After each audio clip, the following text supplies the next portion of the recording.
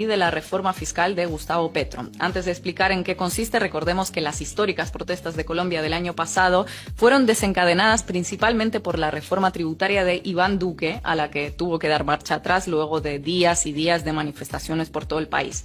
¿A qué voy con eso? A que evidentemente Colombia viene necesitando una reforma fiscal desde hace tiempo, evidentemente necesita recaudar más.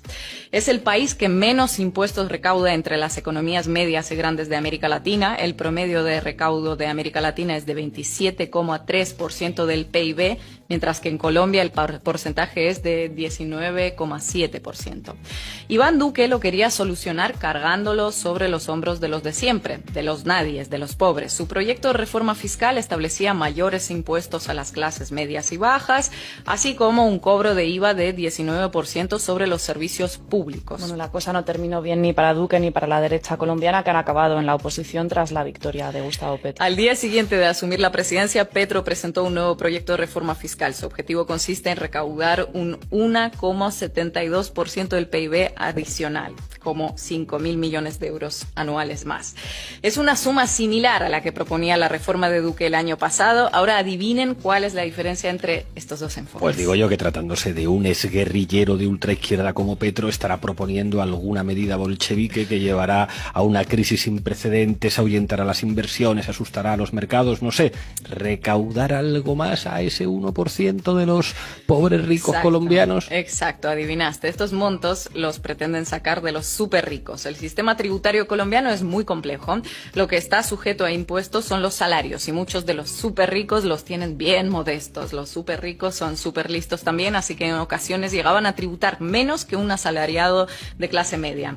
Ahora van a tener que pagar impuestos no salariales sobre la renta, sobre el patrimonio, sobre los dividendos, donaciones que reciben, etcétera, etcétera.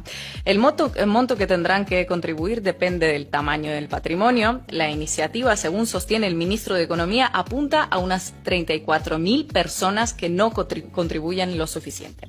El impuesto salarial también aumentará en un 2% para los que perciben más de 2.400 euros al mes.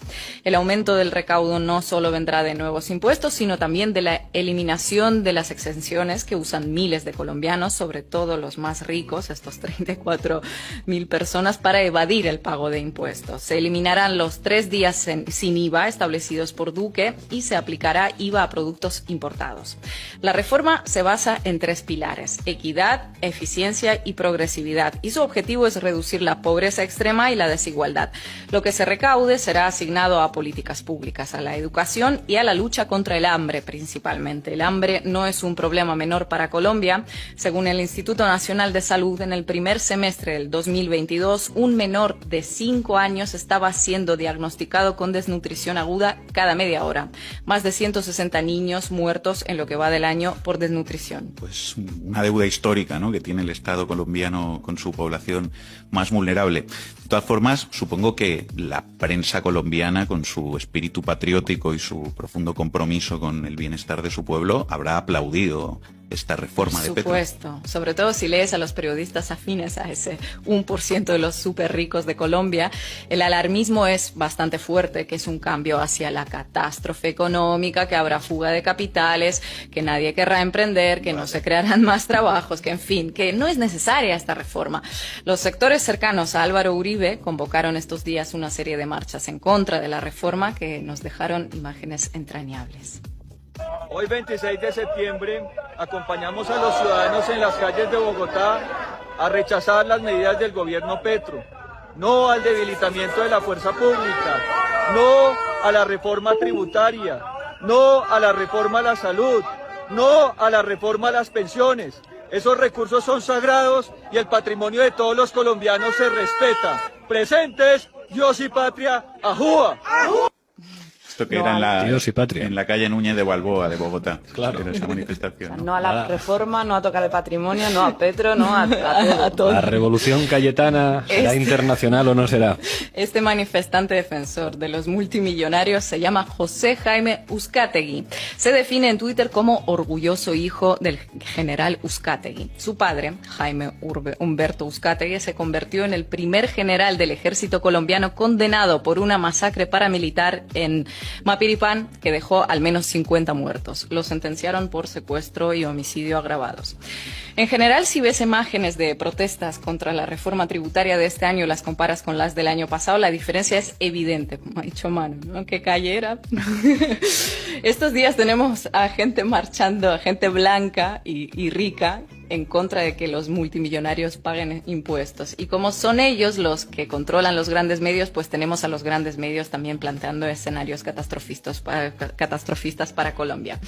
Hace unos días se ha hecho viral un trozo de una entrevista que dio Gustavo Petro a Caracol TV, en la que tuvo que explicarles a los periodistas en qué consistía la reforma exactamente, porque de las preguntas quedaba evidente que no estaban al tanto a quién afectaba y por qué. Vamos a escucharla. A ver. Presidente, resultados en la economía.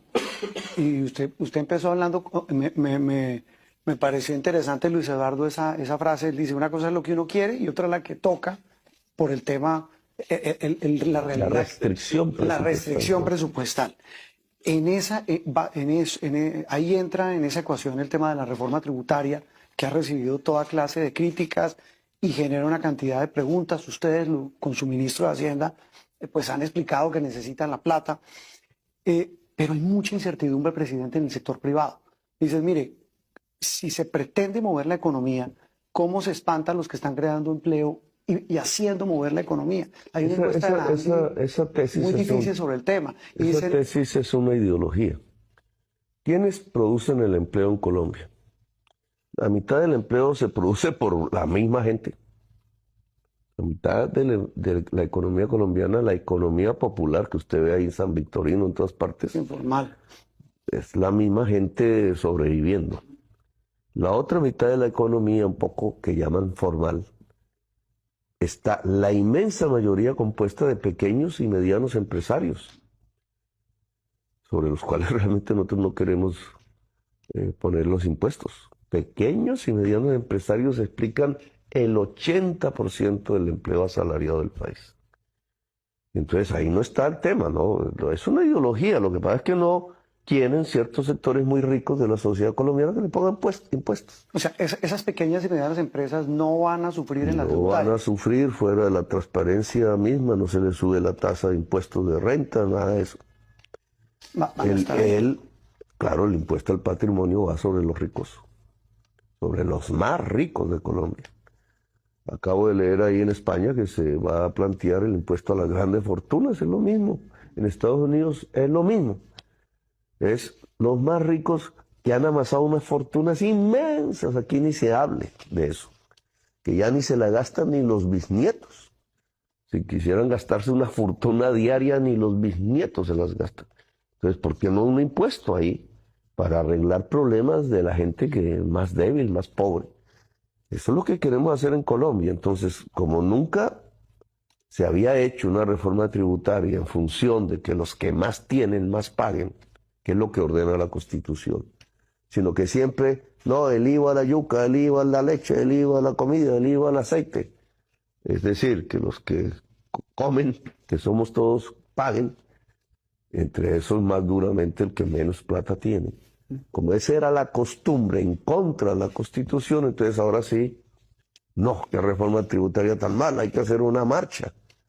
No, señores, los más ricos tienen que pagar más impuestos, porque hay que lograr llevarle la comida al niño pobre y a la niña pobre. Esa es la paz. Pero esa reforma tributaria produce miedo. Uno escucha a la gente en la calle, algunos dicen, esperemos a ver qué pasa en el primer año del gobierno Petro. Otros dicen, no voy a invertir. Otros dicen, me llevo la plata para afuera. Eso pero ¿a dónde se la van a... Eso de llevarse la plata para afuera, ¿a dónde la van a llevar?